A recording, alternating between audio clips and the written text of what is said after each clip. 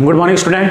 तो एक लेक्चर हो रखा था वेक्टर का, और वेक्टर के लेक्चर में हमने देखा था बेसिकली स्टार्टिंग में कि वेक्टर क्या है। हम लोगों ने देखा टाइप ऑफ वेक्टर देखा।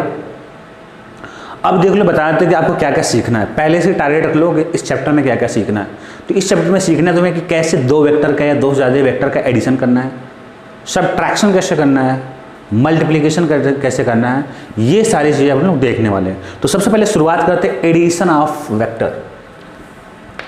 टॉपिक होगा आपका एडिशन ऑफ वेक्टर। चलो बता सकते क्या क्या तरीके, पहले वो लिख देते हैं। पहला एक लॉ है द ट्राइंगल लॉ, ठीक है बच्चों। दूसरा आपका है पॉलीगन लॉ, पॉलीगन लॉ। और जो तीसरा है आपका वो है पैरेललोग्राम, पैरेललोग्राम लॉ, ठीक है ना। ये आपके मेथड है, 3 मेथड है आपके। हालांकि बोलने के लिए 3 मेथड है, ठीक है ना। लॉजिक कुछ खास डिफरेंस नहीं है, ठीक है ना। ये दोनों तो लगभग सेम ही है, ट्राइंगल लॉ, पॉलीगन लॉ, ठीक है बच्चों। हाँ, तो देखो ट्राइंगल लॉ क्या होता है, 2 वेक्टर्स के एडिशन के लिए होता है। पॉलीगन लॉ जो होता है बच्चों वो होता है आपका more than 2 vector, more than 2 vector, ठीक है ना। और पैरेललोग्राम भी जो होता है आपका वो होता है 2 वेक्टर के लिए। बहुत ही सिंपल है, बहुत सिंपल ट्राइंगल लॉ। चलो शुरुआत करते हैं कैसे एडिशन करना है, ठीक है बच्चों। सबसे पहले शुरुआत करते हैं बिल्कुल पहला ट्राइंगल लॉ। बहुत ही सिंपल है बच्चों, बहुत सिंपल।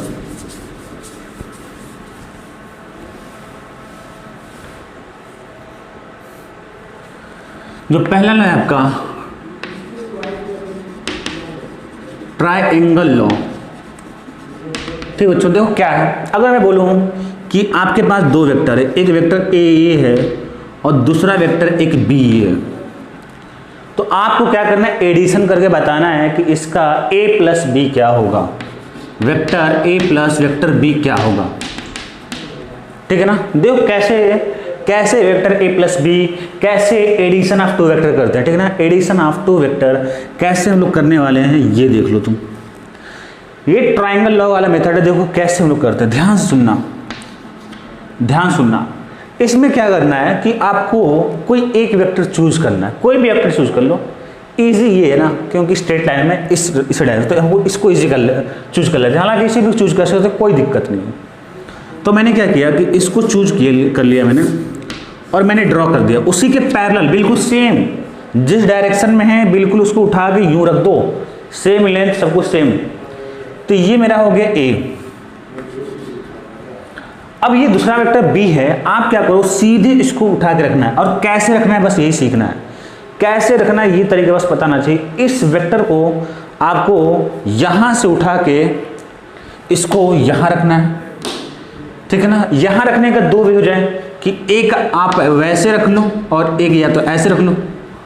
तो आपको ऐसे वाला नहीं रखना है, मतलब रखना कैसे, ये वाला रखना है। तो इस वाले में नहीं रखना मतलब क्या, यहाँ पे ए और बी का दोनों हेड आ जाएगा, ठीक है ना। तो आपको ऐसे नहीं रखना, ऐसे नहीं रखना है, आपको रखना है ऐसे, आपको ऐसे रखना है। ए है, ये हो गया आपका बी।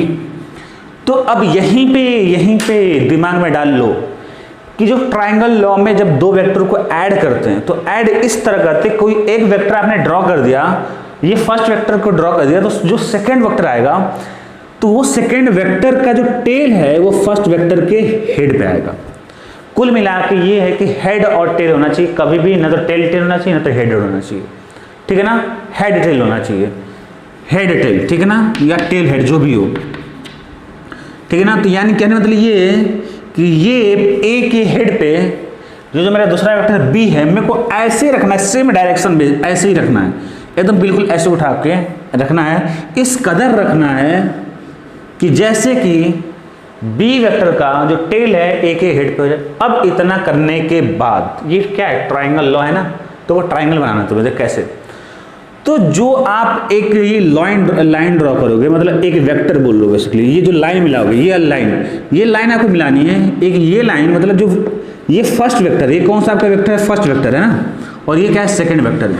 तो फर्स्ट वेक्टर का टेल और सेकंड वेक्टर का जो हेड है उसको मिलाओ, और ये मिलाने लाइन, और किस तरह मिलाना है कि ये जो है अब जो है फर्स्ट वेक्टर का टेल दूसरे वेक्टर के हेड को मिलाना है, और इसका हेड यहाँ मिलाना है, मतलब ठीक है ना। तो ये जो लाइन है, ये जो वेक्टर है, ये जो लाइन है बेसिकली ये रिप्रेजेंट करेगा, किसको रिप्रेजेंट करेगा? रिजल्टेंट वेक्टर को आर, और ये होगा vector A plus vector B. A plus B ये जो वेक्टर है, अब वेक्टर बोलेंगे ना, ये लाइन नहीं बोलेंगे, अब ये रहा और मैंने एरो लगा दिया, तो हम लोग ये बोलेगा, हम लोग बोलेंगे इसको कि वेक्टर ए प्लस बी है, और इसी को नाम दे दिया हम लोग वेक्टर आर। तो वेक्टर आर का मतलब क्या हुआ कि रिजल्टेंट वेक्टर। कौन सा वेक्टर? रिजल्टेंट वेक्टर, ठीक है। अब तुम लोग बोल सकता है कोई, क्या सर जरूरी है कि आप ऐसे ही करो? मेरी इच्छा ये कि मैं, आपने इसको पहला वेक्टर माना, उठा के रखा, मैं इसको उठा लूं, तो मैं बोलूँगा कोई दिक्कत नहीं, आप उठा लो, ऐसे भी हो सकता है। ये दूसरा वे है कि अगर आप इसको उठाना चाहते हो उठा कर रख दो, तो बिल्कुल सेम, अगर जैसे ही बिल्कुल ऐसे उठा कर रखो, आपने रख दिया, ये वेक्टर बी हो गया। तो ये मेरा फर्स्ट वेक्टर हो गया। सेकंड वेक्टर को कैसे रखना भी सिखाया कि सेकंड वेक्टर को बिल्कुल ऐसे यूं को उठा कर रखना है, पर कैसे रखना है कि इसके हेड पे दूसरे का क्या जाए? टेल आ जाए। तो यानी कि ए को ऐसे उठाकर कैसे रखोगे? ऐसे रखोगे तभी तो आएगा टेल।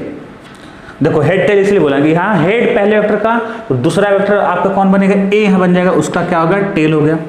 ऐसे होना चाहिए, ठीक है ना। अब क्या, ये मेरा पहला वेक्टर है और ये मेरा दूसरा वेक्टर, तो इसका पहले फर्स्ट वेक्टर के टेल को और सेकंड वेक्टर को हेड को, ये फर्स्ट वेक्टर का क्या हो गया? टेल हो गया, सेकंड वेक्टर क्या हो गया? ये हेड हो गया। मिलाते हुए एक लाइन ड्रॉ करो और उसका एरो ऐसे जाएगा, इनिशियल टू फाइनल, और ये आपका रिजल्टेंट वेक्टर होगा, और ये बनेगा vector A plus vector B. दोनों सेम है, दोनों क्या आपका सेम है, इसीलिए ट्राइंगल लॉ बोल रहे हैं। क्यों ट्राइंगल लॉ बन रहे हैं बच्चों? देख लो ट्राइंगल बन जा रहा है। ये कब के लिए वैलिड है? दो वेक्टर के लिए वैलिड है। कब ये वैलिड है? दो वेक्टर के लिए वैलिड है, ठीक है। यहां तक एग्री करते हो? चलो, तो यहां तक एग्री करते हो तो याद रख लो कैसे इसे ड्रॉ करना है। तो मतलब अगर आपके पास दो वेक्टर हैं, या फिर दो से भी ज्यादा, ठीक है ना, पॉलीगॉन लॉ में देखोगे वैसे दो से वेक्टर से ज्यादा, यहाँ पे दो वेक्टर के हिसाब से सोच लो कि अगर तुम्हारे पास दो वेक्टर है तो कोई भी फर्स्ट वेक्टर ड्रॉ करो, सेकंड वेक्टर वो इस कदर आएगा कि फर्स्ट वेक्टर के हेड है तो सेकंड वेक्टर का जो टेल आएगा, हेड टेल, ठीक है ना, दैट्स इट, ठीक है ना। और कैसे ये जो आर वाली लाइन है कैसे मिलाना है वो याद रखना है कि जो रिजल्टेंट लाइन होगी मिलाने वो क्या होगी? Tail of first vector to head of second vector. ये कौन सी लाइन है या कौन सी वेक्टर है आपकी? ये रिजल्टेंट वाली है, ठीक है, रिजल्टेंट वाली। मतलब अगर ये आपका फर्स्ट वेक्टर था और ये सेकंड वेक्टर है तो फर्स्ट वेक्टर का टेल और सेकंड वेक्टर का हेड मिला दो ऐसे। ये यहाँ पे इसको आपने पहले उठाया था बी, तो ये आपका फर्स्ट बन गया और ये बन गया सेकंड, तो फर्स्ट वेक्टर का टेल दूसरे वेक्टर का हेड मिला दो, ये रिजल्टेंट बन गया। तो आप देख रहे हो रिजल्टेंट वाली लाइन कैसे हम लोग ड्रॉ कर रहे हैं। तो यहाँ तक आई होप क्लियर हो गया होगा। और भी एक दो एग्जांपल देख लेते, तो यही आपका कॉन्सेप्ट है ट्राइंगल लॉ का, ठीक है ना। कि ट्राइंगल लॉ में क्या देख रहे हो कि दो आपका एडजेसेंट वेक्टर है, ए और ए बी, एडजेसेंट बोल सकते हैं, एडजेसेंट। तो जो रिजल्टेंट है इनको मिलाने वाली लाइन होगी, ठीक है ना, इनको जो मिलाने वाली लाइन होगी। एक दो एग्जांपल और ले लेते हैं।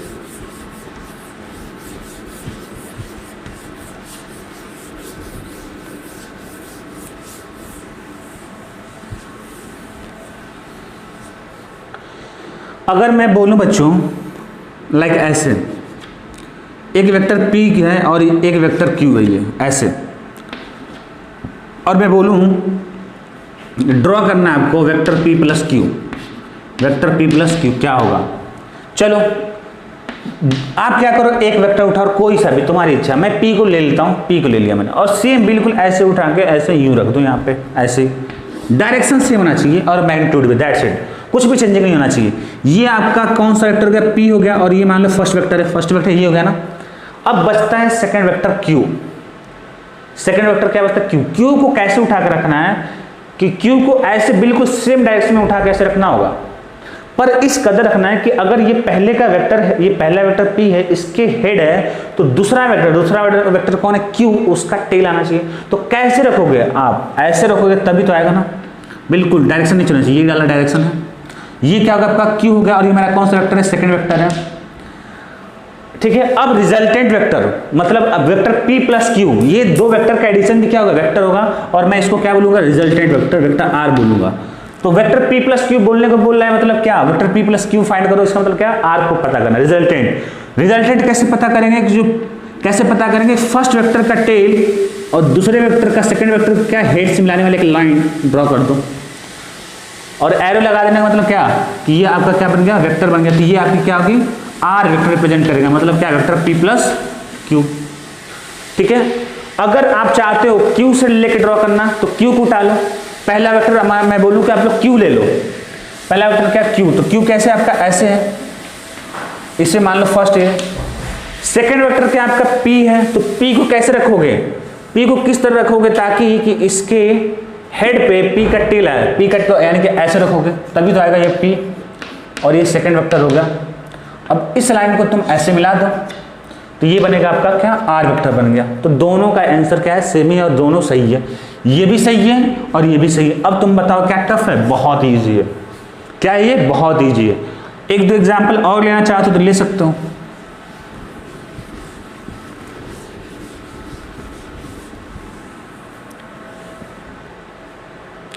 लाइक अगर मैं ऐसे बोलूं,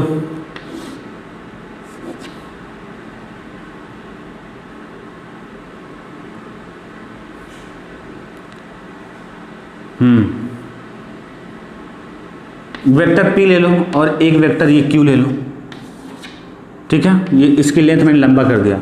अब बोले कि रिजल्टेंट वेक्टर बता दो, मतलब कौन सा, वेक्टर p प्लस q बता दो, ठीक है, वेक्टर p प्लस q। तो आप कोई सा भी वेक्टर ले लो, चलो मैं कौन सा वेक्टर पहले ले लूँ, मैं लेना चाहता हूँ p को लेना चाहता हूँ, ठीक है। तो मैंने क्या किया, बिल्कुल सेम डायरेक्शन में ऐसे उठा को ऐसे इनपुट करो, तो ये आपको कौन सा वेक्टर हो गया, p हो गया, p हो गया। अब आपको q वाला जो वेक्टर है ये फर्स्ट वेक्टर हो गया, सेकंड वेक्टर में अब क्या हो गया, q बच गया। q को कैसे रखना है, इस तरह रखना है कि ताकि इसके हेड पे दूसरे का टेल आए, इसके हेड पे दूसरे का टेल, दूसरा कौन है, q है, तो टेल कैसे आएगा, ऐसे आएगा, तो इसी पे कोइंसाइड करेगा क्योंकि पैरेलल है बिल्कुल लाइन, और इसी पे कोइंसाइड करेगा ऐसे, ये q अब चालू हो गया, q इसके हेड पे, पीक हेड पे q चालू हो गया, और ये चलते चलते यहाँ पे इसकी लेंथ क्या है, लंबी है ना q की, तो ये हो गया आपका q। तो बेसिकली क्या है कि यहाँ तक p और क्या क्या दोनों कोइंसाइड कर गए, ये p भी यहाँ तक और q भी यहाँ तक, ठीक है ना। तो ये हो जाएगा आपका वेक्टर r प्लस क्यू। अब क्या है, तुम बताओ इसका रिजल्टेंट क्या होगा, बताओ इसका रिजल्टेंट क्या होगा। तो फर्स्ट वेक्टर का टेल, ये फर्स्ट वेक्टर मेरा p है, अच्छा अलग अलग कर देता हूं, देखो ये p हो गया फर्स्ट वेक्टर, सेकंड वेक्टर क्या होगा, देखो मैं अलग साइड से ड्रॉ करूं, सेकंड वेक्टर आपका ऐसे आएगा, देखो मतलब सेकंड वेक्टर कैसे आएगा, p के हेड पे दूसरे सेकंड का मतलब q का टेल, और ये लंबा है तो यहां तक हो गया, ठीक है ना। लेकिन अब क्या है, इसको यहाँ पे रखना है, मैंने अलग किया तो रख दिया तुमने, तो अब रखोगे तो तुम्हें ऐसे मिलेगा। अब रिजल्टेंट क्या होगा, मतलब फर्स्ट का हेड, फर्स्ट का टेल और सेकंड का क्या हेड, तो ये ऐसे मिलेगी ये लाइन, तो यहाँ से यहाँ तक हो गया, तो ये जो होगा बस इतना वाला पोर्शन, ये इतना पोर्शन वे वेक्टर r होगा, ठीक है ना, रिजल्टेंट वेक्टर होगा, ठीक है ना। तो ये आपके तरीके में पता करने के बहुत ही सिंपल है, ट्राइंगल लॉ है। ट्राइंगल लॉ में कैसे याद रखना है, ये दो वेक्टर के लिए होता है, कोई भी एक वेक्टर ड्रॉ करो, सेकंड वेक्टर को इस तरह रखना है ताकि उसके हेड पे, फर्स्ट वेक्टर के हेड पे सेकंड का टेल आ जाए। इतना होने के बाद जो मेरा रिजल्टेंट वेक्टर आएगा वो कैसे होगा, मैंने लिखा है बाकायदे कि फर्स्ट वेक्टर का टेल टू सेकंड वेक्टर का हेड से मिलाने में लाइन, ये ट्राइंगल लॉ हो गया। अब आ जाए बच्चा पॉलीगन लॉ। पॉलीगन लॉ कुछ है नहीं, वही है बेसिकली पहला ही लॉ है, थोड़ा सा नौटंकी उसमें हल्का सा। पॉलीगन लॉ बच्चों क्या है, आपको मोर देन टू वेक्टर के लिए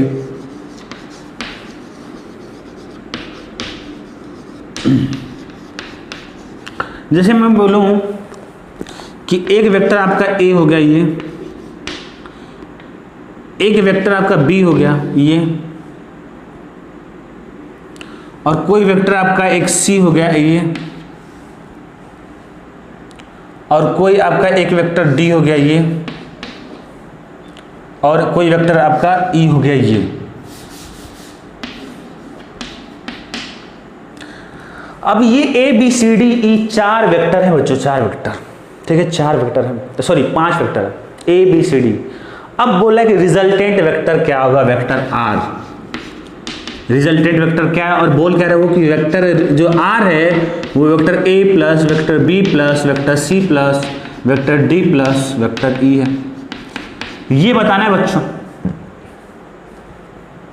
अब ये मोर देन 2 वेक्टर है तो इसमें पॉलीगन लॉ इसे बोलते हैं, बेसिकली वही लॉ है, कुछ भी चेंज नहीं। देखो कैसे ड्रॉ करेंगे। सबसे पहले कोई भी वेक्टर चूज कर लो, सबसे इजी कौन सा, ये वाला है, कोई भी चूज करोगे कोई दिक्कत नहीं। तो मैं इसको लेके ए को चूज करके मैं ड्रॉ कर रहा हूं, तो ये मेरा ए वेक्टर हो गया। जो दूसरा वेक्टर आएगा बच्चों, दूसरा जो वेक्टर आएगा इसका, ठीक है ना, ये जो दूसरा वेक्टर आएगा वो कैसे आएगा, उसके वो जो आएगा, देखो इजी उठाओ, सब इजी वाला उठाओ, ठीक है ना।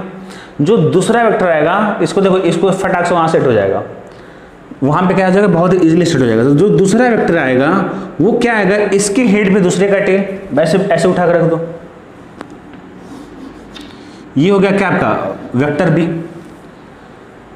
ठीक है। अब ये तुम्हारा वेक्टर बी हो गया। अब जो तुम्हारा बच्चों जो वेक्टर सी आएगा, सी अब ऐसे आएगा तो इसको ऐसे उठा कर रख दो,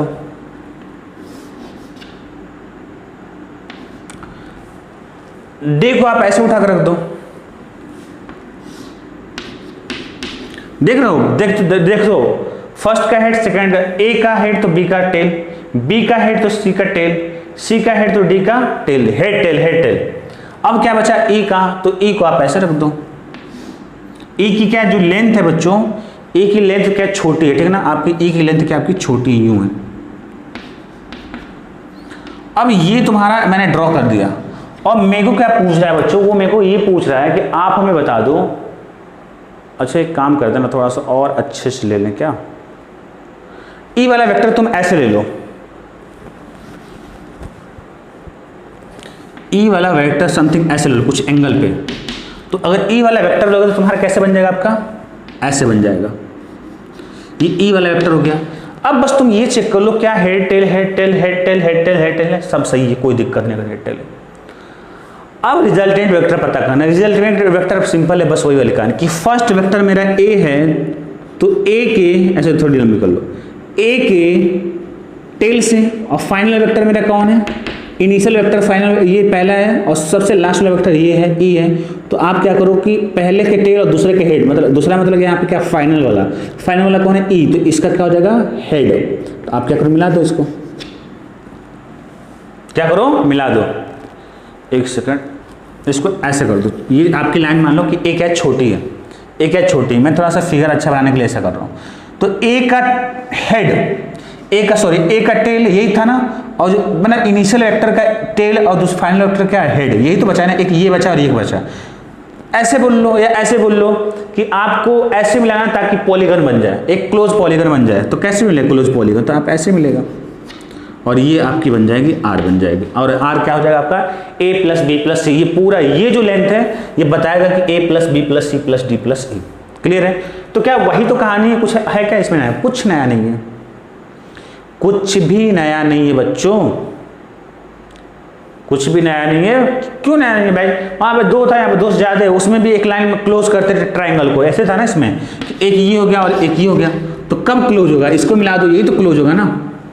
तो यहाँ पे पॉलीगन इसलिए बोल रहे हैं कि मोर देन क्या, यहाँ पॉलीगन बनेगा, वहां पे क्या बनेगा ट्राइंगल बनेगा, तो इसलिए हम लोग क्या यहाँ पे नाम देते हैं, पॉलीगन नाम देते हैं। अब यहां तक होने के बाद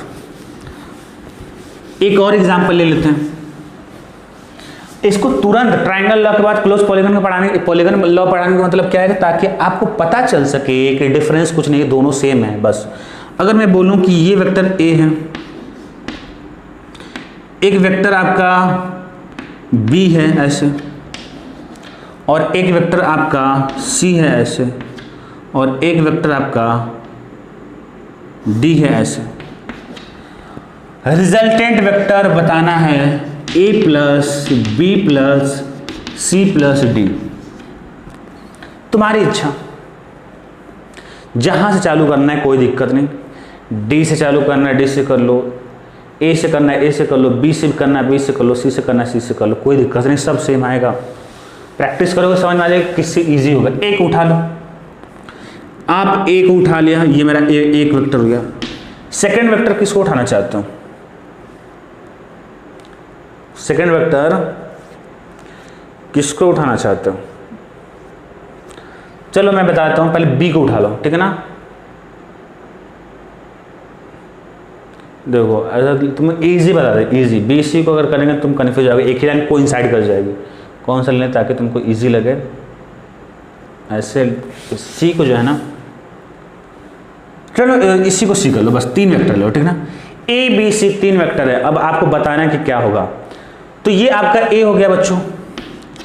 बी को क्या करो, ऐसे उठा कर रखो, इस कदर रखना है कि ताकि इसका हेड और बी का टेल हो जाए, लग जाए, तो ये बी हो गया।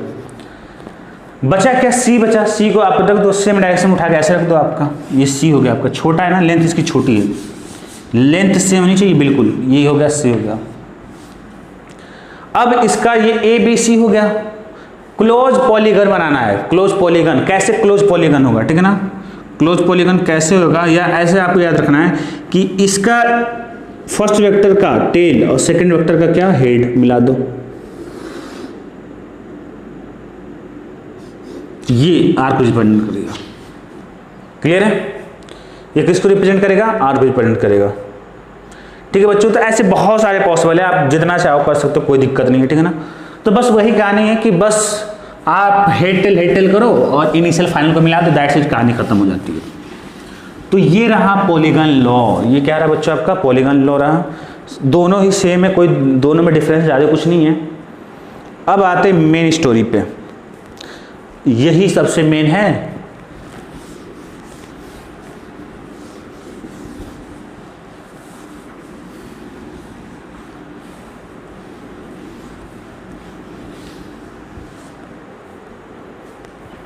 देखो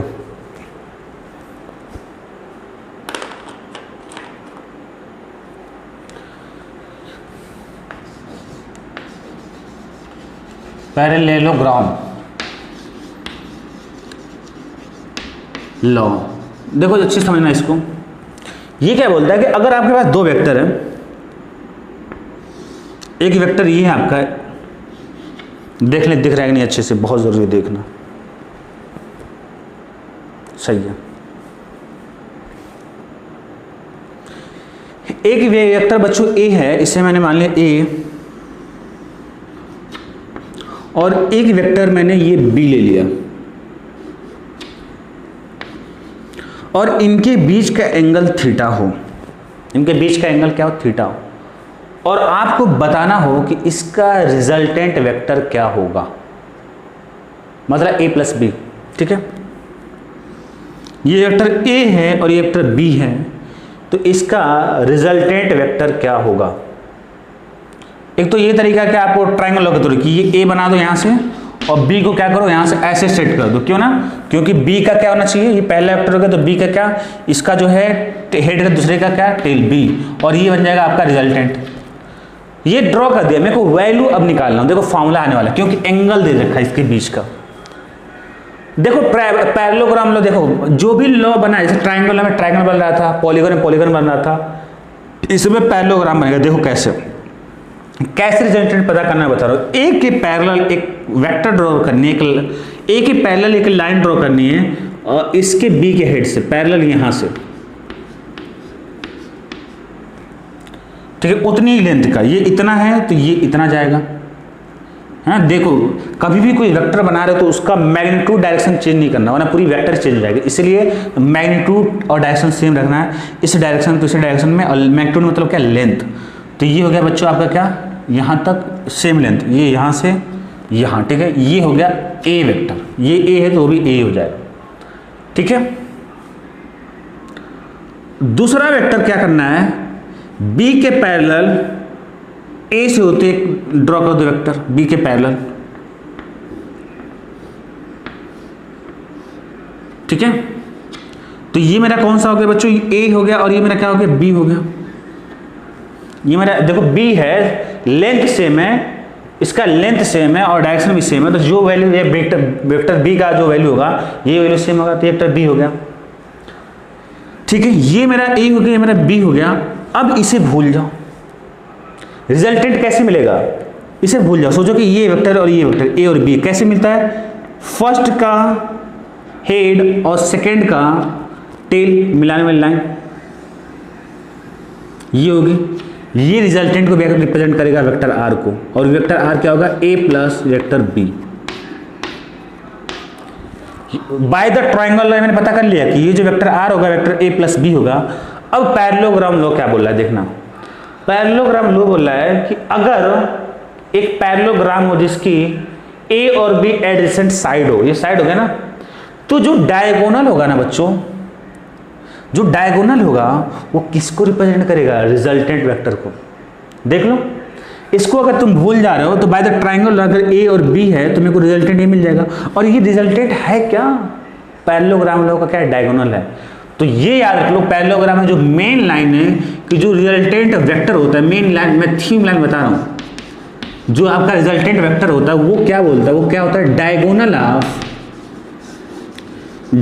ऑफ किसका डायगोनल, पैरेललोग्राम,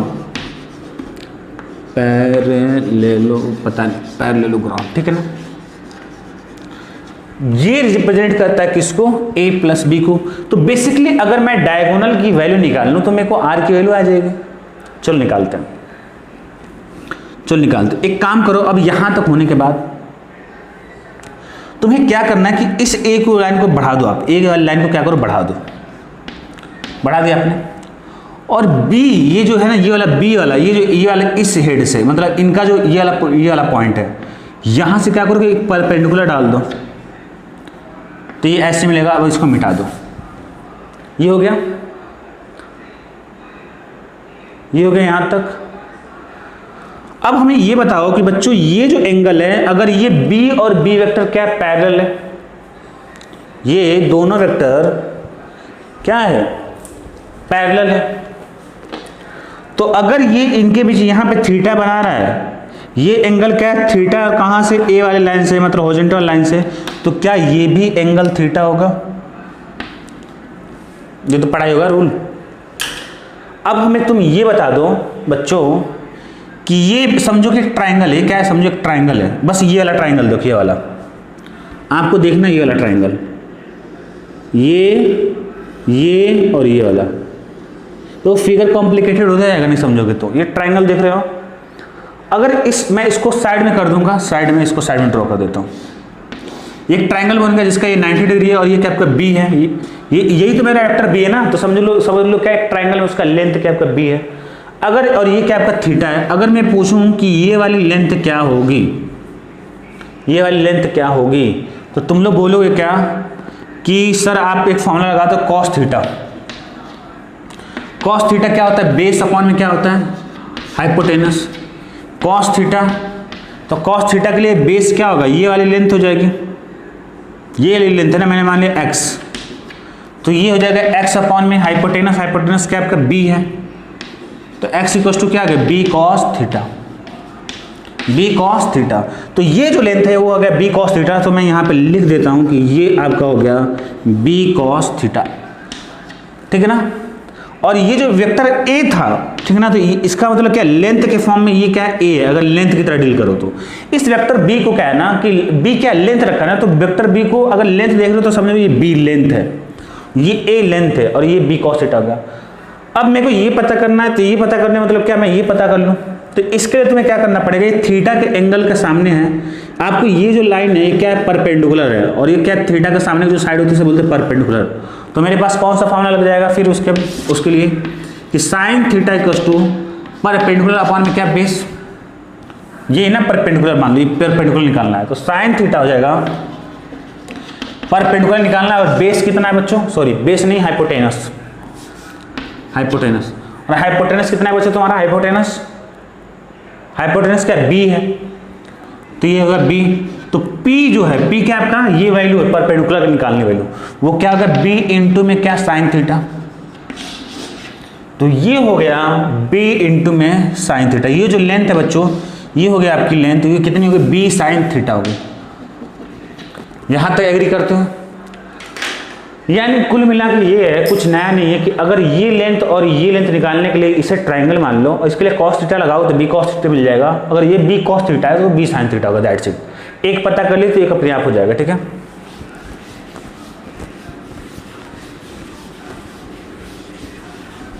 आगे ना ट्रायंगल की बात, मैं बोला था बेसिक अच्छा कर लो।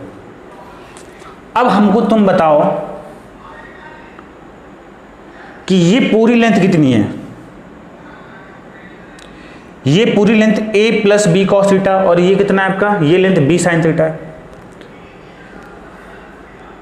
अच्छा एक काम करो तुम लोग, इस वाले को मान लो तुम क्या o मान लो, o वाले पॉइंट, और इस वाले को मान लो p पॉइंट मान लो, और ये वाला क्या होगा आपका q मान लो। तो एक तुम्हें ट्राइंगल दिख रहा है क्या, राइट एंगल ट्राइंगल OPQ, एक डायरेक्ट ट्रायंगल दिख रहा है कि OPQ। क्या मैं इसको अलग में ड्रॉ कर दूं OPQ, ताकि तुम्हारा कंफ्यूजन क्लियर हो जाए। A O से P है, O से P है, ये क्या है P से Q है, और फिर O से Q है, ये O से P की जो लेंथ है बच्चों क्या है A plus B cos theta है। ये A और ये हो गया B कॉस थीटा, तो ये हो गया A plus B cos theta. और ये जो लेंथ है कितनी है आपकी, ये है आपका b साइन थीटा। और ये क्या बच्चों, ये आपका r है, ठीक है, ये क्या है आपका r है, और ये क्या आपका राइट एंगल ट्राइंगल है।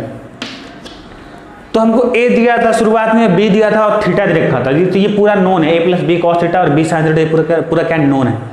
हमें क्या निकालना है बच्चों, r निकालना है, क्योंकि यही मेरा क्या है रिजल्टेंट वेक्टर है। ये मेरा क्या है रिजल्टेंट वेक्टर है,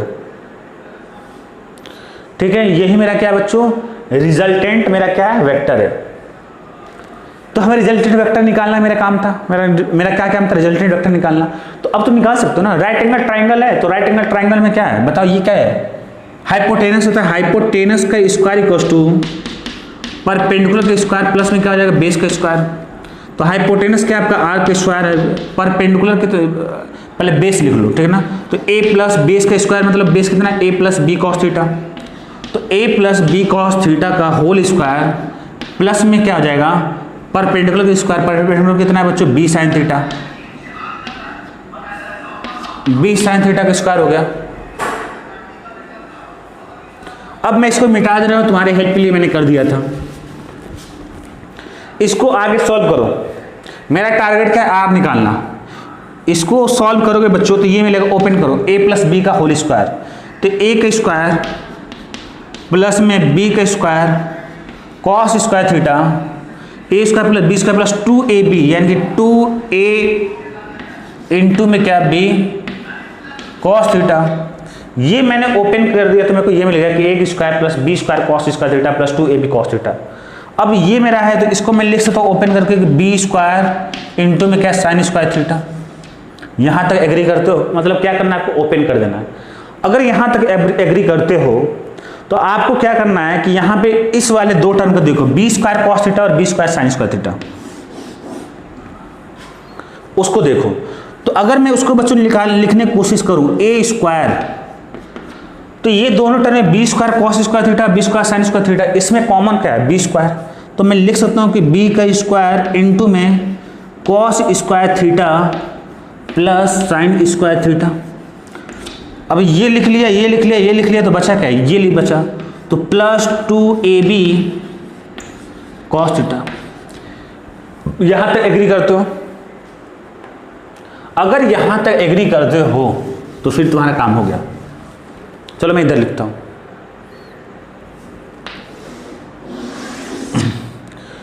ये आर का स्क्वायर है ना बच्चों, यहाँ पे आर का स्क्वायर देखो मैं भूल गया आर स्क्वायर। तो अगर मैं आर स्क्वायर लिखना चाहूँ तो मेरे को मिलेगा ए का स्क्वायर प्लस में बी का स्क्वायर, और मेरे को पता है कि sign square theta plus cos square theta क्या होता है 1 होता है, तो इंटू में 1 का मतलब किसी से मल्टीप्लाई करोगे तो 1 बी वाई से कोई फर्क नहीं पड़ेगा। तो ये हो गया इतना, ये क्या है बेसिकली पूरा 1 बन गया। बचा क्या term 2ab cos theta, 2ab cos theta. तो हमें r निकालना है, तो r क्या मिल गया बच्चों में, वो मिल गया r इक्वल टू मिल गया a स्क्वायर प्लस में b स्क्वायर प्लस में 2a into B cos theta.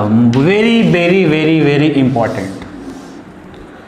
अब तुम बोलोगे कि सर आपने ये r वेक्टर नहीं लगाया ऐसे ऊपर, तो मैं बोलूँगा कि भाई वेक्टर तुमने निकाला, मैग्नीट्यूड निकाला इसका मतलब ये हुआ कि वेक्टर r का ऐसे यूं सेम है मीनिंग, इसका सेम मीनिंग है, सेम फॉर्मूला होगा। मैंने बताया था कैसे मैग्नीट्यूड का मतलब क्या होता है।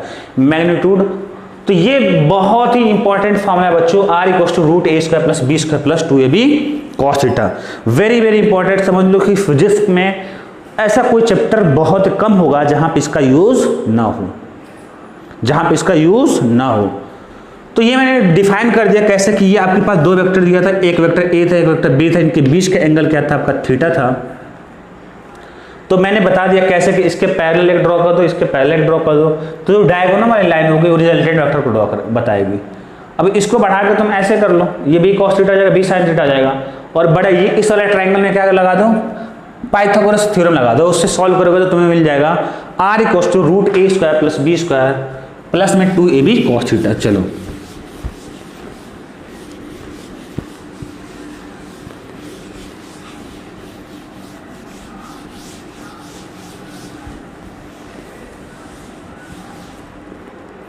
तो मैं लिख लेता हूं कि r हो गया, या इसी को ऐसे ये वेक्टर और मैं मॉड में डाल दो मैग्नीट्यूड, सबका मतलब वही हुआ, equal to root of A square plus B square plus 2ab cos theta. ये फॉर्मूला है। r क्या बच्चों यहां पे, मैग्नीट्यूड ऑफ रिजल्टेंट वेक्टर। मैंने ये नहीं बोला है कि ये रिजल्टेंट वेक्टर, मैंने बोला मैग्नीट्यूड है। अच्छा ये बता दो, क्या इसी चीज को मैं ऐसे भी लिख सकता हूं कि अगर ये वेक्टर r इक्वल टू आपका vector a plus vector b है, तो दोनों तरफ अगर मॉड ले रहे हो तो इधर भी मॉड होगा। तो ये बेसिकली बोल सकते हैं कि ये mod of vector a plus vector b का वैल्यू, ये भी बोल सकते हैं।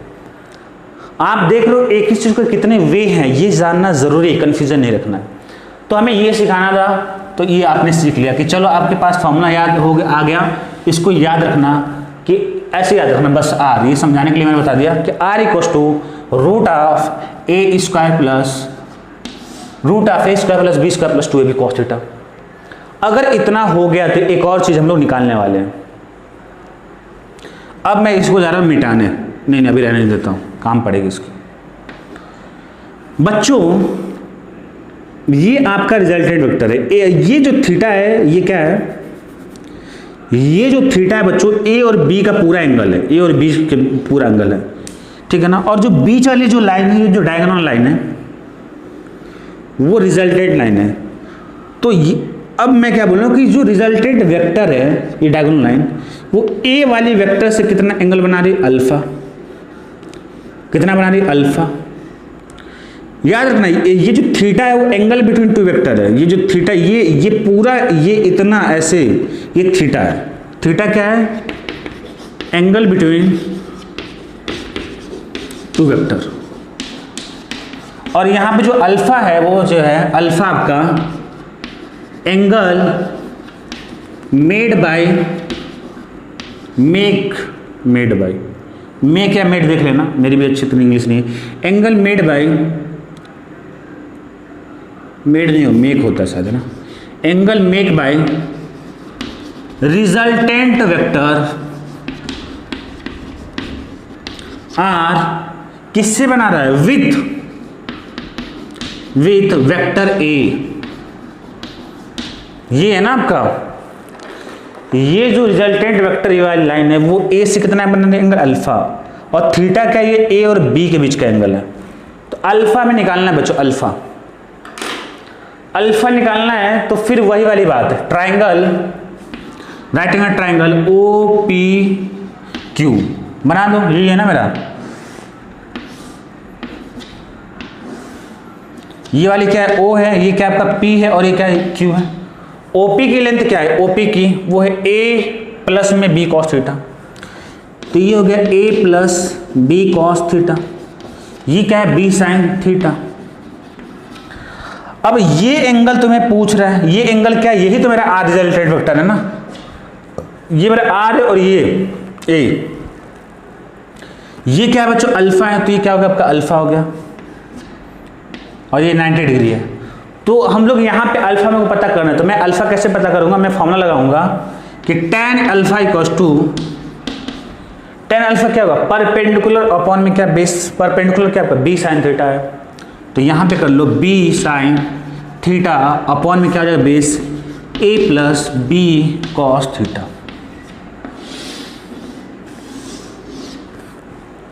ठीक है बच्चों, तो ये हो गया आपका अल्फा। तो यहां से tan अल्फा निकला है, आप आगे पढ़ोगे कि अल्फा इक्वल टू हो जाएगा tan इनवर्स, ये tan जाके ऊपर में माइनस में लग जाता है और वो हो जाएगा b साइन थीटा अपॉन में क्या a plus B cos theta. तो ये अल्फा की वैल्यू आ गया। अब हमें बता दो कि अगर ये अल्फा की वैल्यू आ गया और आपसे ये बोले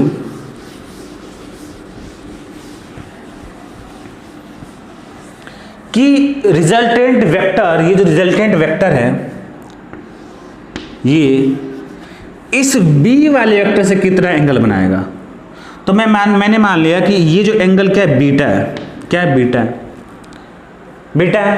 तो अब ये क्या बीटा जो है, बीटा क्या है बच्चों, बीटा जो है angle make by resultant vector. अब यहां पे विथ हो जाएगा वेक्टर बी, किसके साथ, with vector B, vector B के साथ कितना बना रहा है। तो अब देखो एक फॉर्मूला डीसी पांडे में दिया होगा, इसका भी फॉर्मूला निकाल दो, इसका फॉर्मूला निकालने की कोई जरूरत नहीं है।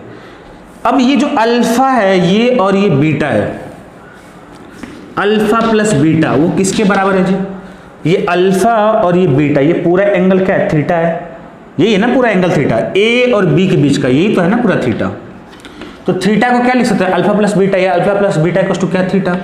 तो मेरे को बीटा निकालना, तो बीटा क्या हो जाएगा मेरा थीटा माइनस अल्फा, और बीटा हो गया थीटा तो क्वेश्चन में दिया ही था एंगल बिटवीन टू वेक्टर, और माइनस में और अल्फा की वैल्यू आपको पता है tan inverse B sine theta upon में A plus B cos theta, ये हो गया बीटा की वैल्यू। अब तुम लोग बोलोगे क्या सर इसे याद करने की जरूरत है, तो मैं बोलूँगा नहीं, जो रट्टूट होता है वो याद करेंगे, जो कॉन्सेप्चुअल है उन्हें याद करने की जरूरत नहीं है। तुम्हें पता है कि इसमें कॉन्सेप्ट क्या लग रहा है tan अल्फा का, तो जब भी क्वेश्चन बने तो ऐसे ड्रॉ कर लेना फटाक से और tan अल्फा लगा देना, या मैं बोलूँगा बीटा मत याद करो tan अल्फा याद कर लो। अगर tan अल्फा तुम्हें पता हो गया अल्फा, तो बीटा जो होगा वो क्या होगा total angle theta minus alpha हो जाएगा। तो आप ये याद रख लो, ये चीज मेन, कुछ बीटा होगा वो क्या होगा टोटल एंगल क्या है थीटा, थीटा में से क्या हो जाएगा एंगल का अल्फा कर दो माइनस कर दो, तो ये हो जाएगा आपका थीटा माइनस अल्फा। 43 मिनट का वीडियो हो गया, थोड़ा सा और पढ़ाना था। चलो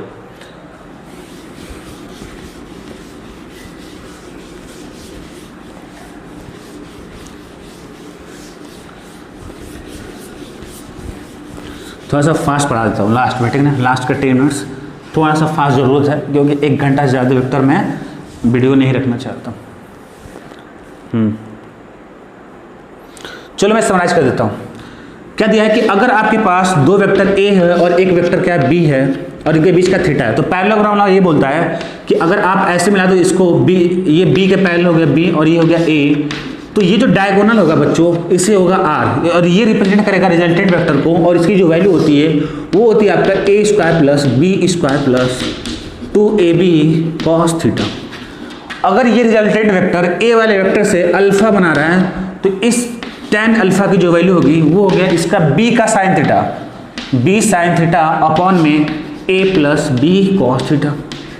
यहाँ से आ जाएगा अल्फा की वैल्यू, अगर ये बीटा हो, रिजल्टेंट वेक्टर बी से अगर बीटा एंगल बना रहा है तो बीटा की जो वैल्यू होगी वो क्या होगी, थीटा माइनस अल्फा होगी।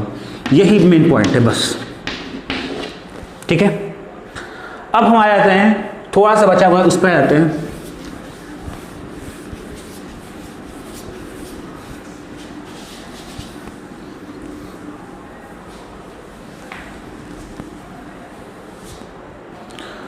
चलो लिखो, हेडिंग डालो, उसी में आगे स्पेशल केस, स्पेशल केसेस, ठीक है। चलो बताता हूं, अगर ये तुम्हें पता है ये कि अगर एक दो वेक्टर, एक वेक्टर ए है और दूसरा वेक्टर मेरा क्या है बी है, उनके बीच का एंगल अगर थीटा है तो मेरे को जो मिलता है आर मिलता है क्या बच्चों, वो मिलता है मेरे को रूट ऑफ ए का स्क्वायर प्लस में बी का स्क्वायर प्लस में 2ab cos थीटा। चलो केस फर्स्ट में लिखो, फर्स्ट पहला केसेस में केस फर्स्ट, अगर इनके बीच का है थीटा क्या है, यहां पर याद रख लो थीटा क्या है, angle between two vector, angle between क्या है, टू वेक्टर। अगर मैं केस फर्स्ट है कि थीटा आपका क्या हो जाए, 0 हो जाए, 0 डिग्री, थीटा का क्या 0 डिग्री हो जाए, मतलब ए है, ये आपका वेक्टर ए है और ये वेक्टर बी है, थीटा 0 का मतलब क्या कि ये 0 कब होगा, ऐसे मिला दो, तो 0 का मतलब क्या हो जाए, एक ही लाइन पे हो जाए या दोनों पैरेलल हो जाए। तो मतलब मैं बोलूं कि ये वेक्टर ए है और ये वेक्टर क्या आपका बी है, ठीक है ना। तो यहाँ पे थीटा क्या है 0, और ये भी हो सकता है कि ये वेक्टर ए है और ये क्या है वेक्टर बी है, तब भी क्या थीटा क्या है यहाँ पे 0 है। तो इस केस की बात बोल रहा है कि अगर जब थीटा क्या हो 0 डिग्री हो, या बोलो कि दोनों दो वेक्टर क्या पैरेलल हो या दोनों वेक्टर एक ही लाइन में, तब देखना कि आर की वैल्यू क्या आने वाली है। तो आर की वैल्यू क्या होगी बच्चों, वैल्यू पुट करो, root of A square plus B का स्क्वायर प्लस में 2a इंटू बी, कॉस क्या मेरा फॉर्मूला थीटा है, थीटा की वैल्यू क्या है कॉस 0, तो कॉस 0 की वैल्यू क्या होती है बच्चों, ये 1 होती है। तो मैं यहां से मिल जाएगा क्या कि R equal to root of A का स्क्वायर प्लस बी का स्क्वायर प्लस में क्या हो जाएगा 2 इंटू ए बी। अब ये किसका स्क्वायर है, तो ये है root of A plus B का होल स्क्वायर, और ये होल स्क्वायर है और रूट में है, तो यहां से मेरे को आर मिल जाएगा, वो मिल जाएगा ए प्लस बी। देखो कितना सिंपल है। स्पेशल केस मतलब ये हुआ कि अगर दो वेक्टर पैरेलल है, उनके बीच का एंगल थीटा 0 हो, तो रिजल्टेंट वेक्टर जो होगा summation of two vector, direct add कर देंगे, resultant vector is equal to summation of two vector. दोनों वेक्टर क्या करोगे, ऐड कर दोगे सीधे ही, ठीक है, सीधे बिल्कुल ऐड कर दोगे। तो ये रिजल्टेंट वेक्टर क्या, ये बहुत इंपॉर्टेंट वैल्यू है, बहुत इंपॉर्टेंट रिजल्ट है। तो इस केस में बच्चों क्या होगा बताओ, आर की वैल्यू क्या हो जाएगा, ए प्लस बी होगा, ठीक है। जैसे मैं एग्जांपल के बोलूं कि अगर आपके पास 20 न्यूटन का एक वेक्टर है और एक वेक्टर क्या है आपका 10 न्यूटन का है, तो डायरेक्ट रिजल्टेंट वेक्टर क्या होगा, देखो थीटा 0 है या दोनों एक ही लाइन में, ये तो बताया, तो सीधा क्या करो ऐड कर दो, 20 प्लस 10, ए प्लस बी हो गया ना, ये मान लो ए है और ये क्या है बी है, तो 20 प्लस 10 कितना हो गया 30 न्यूटन, ठीक है, ये होगा। तो अगर दो वेक्टर सेम डायरेक्शन में हो या पैरेलल हो, तो रिजल्टेंट वेक्टर जो होगा वो होगा is the sum of two vector, direct add कर दो बस, ये पहला हो गया पॉइंट। अब क्या लेने वाला हूं मैं, थीटा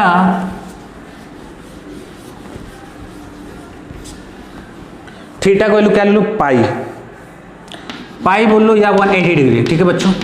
तो थीटा का वैल्यू पाई ले लो या 180 डिग्री, तो 180 क्या होगा, मतलब देखो क्या होगा 180 कब बनेगा, इनके बीच का एंगल जब थीटा पाई कब होगा, ये थीटा है और ये ऐसे 180 डिग्री बनने के लिए क्या हो जाएगा, इस बी को मैं क्या करूँ ऐसे घुमा दो, मतलब क्या अपोजिट डायरेक्शन में, दोनों क्या अपोजिट डायरेक्शन में। तो अगर दो वेक्टर थीटा इक्वल टू पाई का मतलब क्या हुआ कि दो वेक्टर क्या हो, टू वेक्टर क्या हो इन अपोजिट डायरेक्शन, क्या हो अपोजिट डायरेक्शन। मतलब अगर आपका ये ए है और ये आपका बी है, ये तो यही है ना इनके बीच का angle theta equal to 180 degree या पाई। अब देखते हैं मेरे को क्या मिलने वाला है, आर की वैल्यू। तो आर की वैल्यू क्या होगा, रूट मेरे पास फॉर्मूला पड़ा हुआ है, root of A square plus B square plus में 2ab, और ये क्या होगा जाए कॉस पाई या कॉस 180 डिग्री। तो बच्चों r इक्वल टू हो जाएगा आपका आगे root of A square plus B का स्क्वायर प्लस में 2 into A B cos pi का वैल्यू क्या होता है -1। तो ये प्लस माइनस क्या हो जाएगा माइनस हो जाएगा, तो यहाँ पे लिख कर देता हूँ सीधे माइनस, तो -2ab है ना। इस कॉस पाई का वैल्यू क्या होगा -1, तो एक स्टेप में क्यों आगे बढ़ा के लिखूँ, यहीं पे कर दे सिंप्लीफाई। तो r की वैल्यू क्या हो जाएगा रूट ऑफ ये A square plus B square minus 2ab किसका फॉर्मूला है, तो ये फॉर्मूला है बच्चों a माइनस बी का होल स्क्वायर का। तो अब ये रूट में तो क्या निकल के आएगा बाहर में a माइनस बी आएगा, मतलब क्या करना सीधे घटा देना, सीधे क्या करना घटा देना। तो अगर दो वेक्टर क्या अपोजिट डायरेक्शन में हो तो रिजल्टेंट वेक्टर क्या होगा डायरेक्ट घटा देना, इतना लंबा नहीं करना, सीधे रिजल्ट याद रखो, ठीक है। तो मतलब कि मैं बोलूं कि एक वेक्टर ये 20 न्यूटन है और दूसरा वेक्टर क्या आपका ये 10 न्यूटन है, तो रिजल्टेंट आर क्या होगा तुरंत घटाओ 20 माइनस 10। अब फॉर्मूला मत लगाओ यहाँ पे, या आपका सब नोट्स में लिखना अच्छे से, ऐसे भी हो सकता है कि ये आपका 20 है और ये आपका 10 है, तब भी तो इनके बीच का एंगल क्या है 180 डिग्री है ना, दोनों क्या अपोजिट डायरेक्शन में। तो यहाँ पे भी आर की जो वैल्यू होगा वो होगा 20 माइनस 10 होगा, तो कितना आ गया 10 न्यूटन। ये दूसरा केस था, तो एक केस में a प्लस बी हो गया, एक केस में a माइनस बी हो गया, ठीक है। आगे बढ़ते हैं।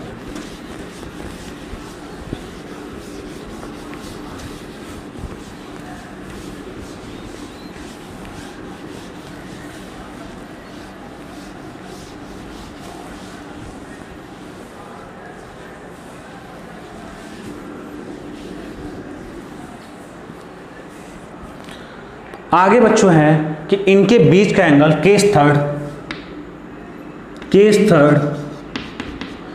थीटा का क्या वैल्यू हो 90 डिग्री, या इसी को बोल लो क्या π/2, मतलब two vectors are perpendicular to each other. इसका मतलब क्या हुआ two vectors are perpendicular to each other.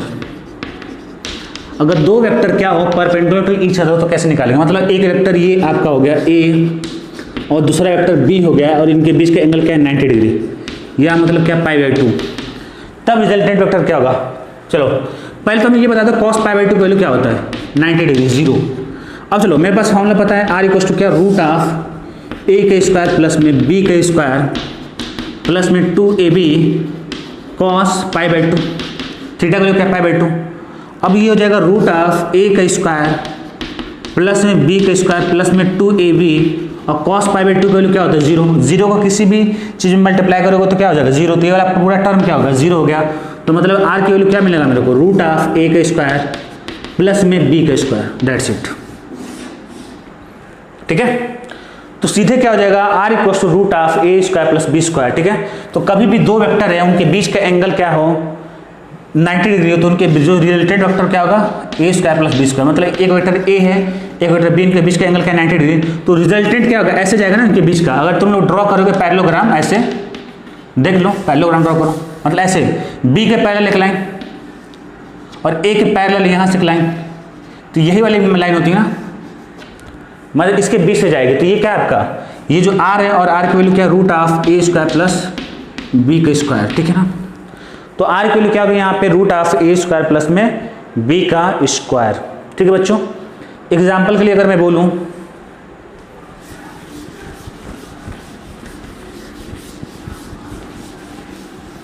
अगर मैं लूं कि एक वेक्टर ये फोर्स क्या है वेक्टर है, एक यहाँ पे 20 न्यूटन है और एक यहाँ पे क्या है 10 न्यूटन है, इनके बीच का एंगल क्या है 90 डिग्री। तो रिजल्टेंट वेक्टर क्या होगा यहाँ से पास करेगा, तो रिजल्टेंट वेक्टर r क्या होगा, तो r क्या होगा रूट ऑफ a का स्क्वायर प्लस में क्या b का स्क्वायर, मतलब रूट में क्या करना है इनका स्क्वायर कर देना, तो 20 का स्क्वायर प्लस में क्या हो जाएगा बच्चों 10 का स्क्वायर, तो ये बनेगा रूट ऑफ 400 प्लस क्या 100 यानी कि रूट ऑफ 500, तो ये r की वैल्यू हो गया, ठीक है। तो ये रहा केस थर्ड, ठीक है। चलो एक और केस है,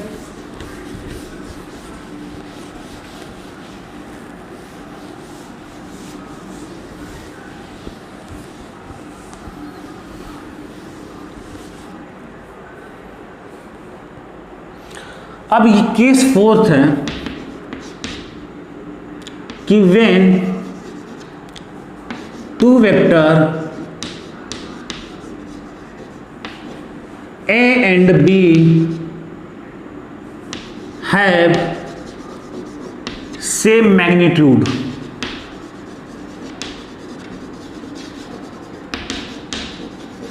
सेम मैग्नीट्यूड का मतलब क्या हो बच्चों कि A कोई वेक्टर है उसका क्या हो बराबर वेक्टर B, यही तो मैग्नीट्यूड का मतलब होता है। या A इक्वल्स टू B, ये दोनों क्या मैग्नीट्यूड का रिप्रेजेंट करने का तरीका है। मैंने बताया था कि कोई वेक्टर A है तो मैग्नीट्यूड को रिप्रेजेंट करने का तरीका ये है कि उस पर क्या लगा दो, वेक्टर A पे मॉड लगा दो, और दूसरा क्या है कि आप क्या करो A पर से एरो वाला साइन हटा दो, तो बस ये क्या करो मैग्नीट्यूड को रिप्रेजेंट करेगा, दोनों का सेम है। अब चलो निकालते हैं, तो हम लोग इसको यूज करेंगे, यहाँ पे इजी रहेगा। A equals to B, magnitude same होना चाहिए, डायरेक्शन नहीं। A और क्या है, A इक्वल्स टू B है। चलो तो अगर मैं लूँ यहाँ पे बताना तुम लोग, अब निकालते क्या रिजल्ट आने वाला है। तो R इक्वल्स टू मेरा बनेगा बच्चों, मेरे पास फॉर्मूला है A स्क्वायर प्लस में क्या B का स्क्वायर प्लस में क्या 2AB कॉस थीटा। तो यहाँ से बच्चों R आ जाएगा रूट ऑफ, अब दोनों सेम है तो B की जगह मैं क्या करता हूँ, B की जगह क्या करता हूँ, A इक्वल्स टू B है तो B इक्वल्स टू A भी तो हो सकता है ना, तो मैं क्या कर रहा हूँ B की जगह A रख देता हूँ। तो A स्क्वायर प्लस में 2A और B की जगह इंटू में A कर दो तो कॉस थीटा। अब यहाँ पे A इंटू A क्या बनेगा, स्क्वायर बन जाएगा, तो मैं डायरेक्ट लिख देता हूँ 2A स्क्वायर कॉस थीटा, ठीक है, कि प्लस में 2A स्क्वायर कॉस थीटा। अब देखो बच्चों काम करो, एक R इक्वल्स हो जाएगा A square plus A square कितना हो गया 2A स्क्वायर प्लस में क्या 2A स्क्वायर इंटू में क्या कॉस थीटा। अब यहाँ पे 2A स्क्वायर कॉमन है क्या बच्चों, हाँ है, तो यहाँ से क्या करो कि root of 2A square common ले लो, 2A स्क्वायर, तो क्या बनेगा यहाँ पे 1 बचेगा, उधर क्या बचेगा कॉस थीटा, तो ये हो गया 1 प्लस कॉस थीटा। अब देखो बच्चों कि 1 प्लस कॉस थीटा की वैल्यू क्या होती है ये तुम्हें पता करना पड़ेगा। तो ये तुम्हारा होता है 1 प्लस कॉस थीटा का वैल्यू 2 कॉस स्क्वायर थीटा, ठीक है, 2 कॉस स्क्वायर थीटा। अब तुम्हारा काम है कि कैसे पता करोगे कि ये 2 कॉस स्क्वायर थीटा कैसे होगा, सिखा दूं, चलो सिखा देता हूँ। तुम्हें पता है, चलो कॉस 2 थीटा का वैल्यू क्या होता है 2 कॉस स्क्वायर थीटा माइनस 1, यहाँ पे एग्री करते हो। अगर cos 2 थीटा equals to 2 cos square theta minus 1 है तो इस फॉर्मूले को दिमाग में रखो कि अगर ये 2 थीटा है तो यहाँ पे जो एंगल है हाफ हो गया है, आधा। तो अगर मैं cos 2 थीटा को मैं थीटा ले लूँ और मैं cos थीटा का फॉर्मूला लिखूँ इस फॉर्मेट में तो यहाँ पे जाएगा 2 cos स्क्वायर, और यहाँ पे थीटा की जगह क्या होता है आधा, यहाँ 2 थीटा है तो थीटा मैं 2 से डिवाइड, 2 थीटा में 2 से डिवाइड करोगे तो क्या मिलेगा थीटा, तो थीटा में 2 से डिवाइड करोगे तो क्या मिलेगा थीटा बाई 2 माइनस 1। अब क्या करो यहाँ से देखो, तो इस माइनस 1 को इधर लाओगे तो क्या बनेगा 1, और 1 प्लस क्या बनेगा कॉस थीटा, तो क्या हो गया 2 कॉस स्क्वायर थीटा बाई 2 हो गया। तो 1 प्लस कॉस थीटा की वैल्यू क्या होगा 2 कॉस स्क्वायर थीटा बाई 2। चलो तो यहाँ से बच्चों आ जाएगा root of 2A square into में 2 कॉस स्क्वायर थीटा बाई 2। अब तो हमको बताओ रूट से बाहर निकालोगे तो क्या बनेगा, ये 2 इंटू 2 स्क्वायर बनेगा तो बाहर आएगा तो 2 हो जाएगा, A स्क्वायर तो बाहर आएगा तो A बन जाएगा, और कॉस स्क्वायर थीटा बाई 2 है तो क्या बन जाएगा cos theta by 2, 2A cos theta B। या A किसके बराबर है B के, तो ये भी हो सकता है R equals to 2B cos theta by 2 हो जाए। क्लियर है, ये डायरेक्ट आप क्या कर सकते हो, अगर ये फॉर्मूला याद है तो इतना सारा भी स्टेप नहीं करना पड़ेगा, डायरेक्ट ये फॉर्मूला पुट कर दोगे, ठीक है, डायरेक्ट क्या करोगे फॉर्मूला पुट कर दोगे। तो ये याद रख लेना, अक्सर जो है क्वेश्चन जो है फोर्स के फॉर्म में आता है तो फोर्स के फॉर्म में भी याद कर सकते हो, कि अगर ये ऐसे याद कर सकते हो कि अगर दो वेक्टर ऐसे हो, लाइक दो वेक्टर, एक वेक्टर F है और एक वेक्टर क्या है F है, F मतलब क्या दोनों सेम हो गया ना, दोनों क्या हो गया सेम हो गया, यही है ना जब दो वेक्टर सेम हो।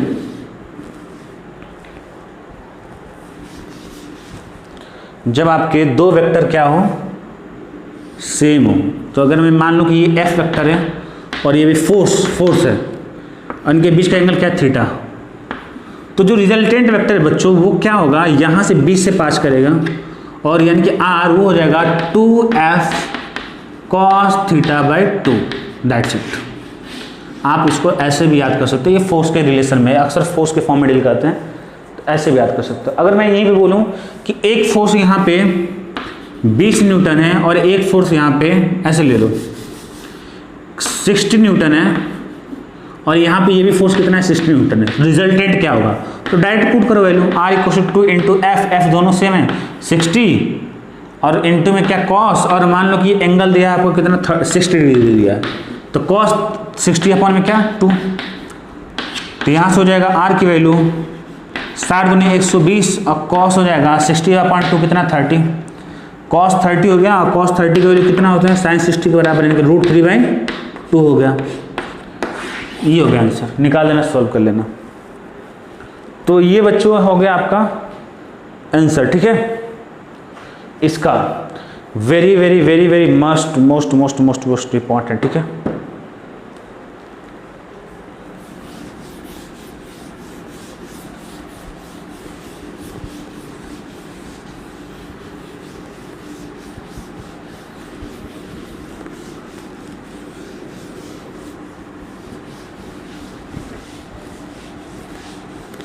एक बार मैं समराइज कर दूं क्या क्या पढ़ा हम लोगों ने। पैरेललोग्राम में कि अगर दो वेक्टर A एक वेक्टर है और एक वेक्टर B है, उनका बीच का एंगल थीटा है, तो जो R होगा √ऑफ वो होता है A का स्क्वायर प्लस में B का स्क्वायर प्लस में 2AB cos थीटा होता है, ठीक है बच्चों। ये होता है स्पेशल केस में हमने क्या पढ़ा तो वो बता दें। और एक फॉर्मूला क्या निकाले, tan अल्फा वाला लिख लेना। tan अल्फा क्या होता है B sin थीटा अपॉन में A plus B cos theta. Special case हमने पढ़ा था कि जब थीटा आपका 0 हो, जब थीटा क्या हो पाई हो, जब थीटा क्या हो 90 डिग्री हो, और चौथा क्या पढ़ा था कि A और B क्या दोनों सेम हो। थीटा 0 का मतलब क्या हो जाए पैरेलल हो जाए, या थीटा पाई का मतलब क्या हो जाए ऐसे हो जाए एंटी पैरेलल हो जाए, या सेम डायरेक्शन में हो सकता है। थीटा पाई/2 का मतलब क्या हो जाएगी ऐसे हो जाए, और A B का मतलब तुम्हें पता ही है। तो यहाँ पे जो R आता है वो होता है A प्लस B होता है, यहाँ पे जो R होता है वो होता है A माइनस B होता है, और यहाँ पे जो R होता है वो होता है √A² प्लस B स्क्वायर होता है, और यहाँ पे जो R होता है वो होता है 2A cos थीटा/2, ठीक है। ये बच्चों ये मैक्सिमम वैल्यू देता है, तो यहाँ पे R मैक्स भी लिख सकते हो, और ये क्या होता है मिनिमम वैल्यू होता है। मैक्सिमम वैल्यू किस रिजल्टेंट कब मिलेगा जब दोनों सेम डायरेक्शन में हो, मिनिमम रिजल्टेंट कब होगा जब दोनों अपोजिट डायरेक्शन में हो। तो ये मैंने समराइज कर दिया जो जो हमने पढ़ा था, ठीक है। अब सोच रहे हैं कि एक दो क्वेश्चन देख लेते हैं यार, टाइम तो काफ़ी ओवर हो गया।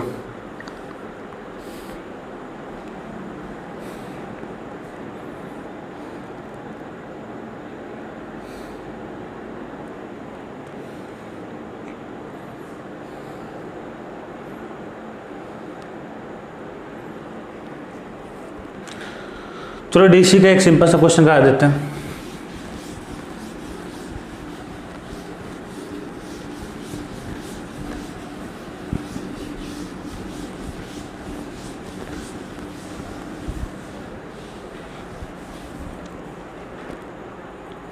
क्वेश्चन है कि एक वेक्टर A है और एक वेक्टर क्या B है, और इनके बीच का एंगल क्या है 60 डिग्री। तो बोला कि A प्लस B क्या होगा।